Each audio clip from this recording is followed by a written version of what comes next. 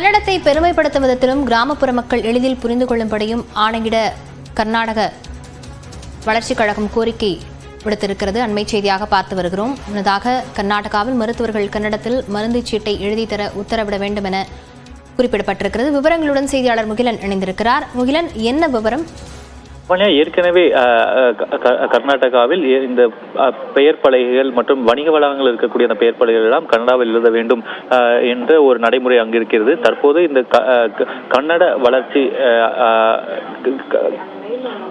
Kannada development authority அவங்க தற்போது ஒரு புதிய ஒரு இன்ஸ்ட்ரக்ஷன் வழங்கியிருக்காங்க. அதாவது அனைத்து அரசு மருத்துவர்களும் தங்கள் மருந்து சீட்டை மருந்துகள் எழுதும் போது அது கன்னடத்தில் இருக்க வேண்டும் என்றும் தற்போது அவர்கள் வற்புறுத்தி இருக்கின்றனர். அதே போல இவ்வாறு எழுதுவது மூலம் கிராமப்புறத்தில் இருக்கக்கூடிய மக்கள் இதனால் பெருமளவில் பயன்பெறுவார்கள். அதே போல இந்த கன்னட மொழியை இது பெருமைப்படுத்துவதில் அமையும் என்ற ஒரு கருத்தையை முன்வைத்து தற்போது இதை நடைமுறைக்கு கொண்டு வர வேண்டும் என்ற ஒரு கோரிக்கையை முன்வைத்திருக்கின்றனர்.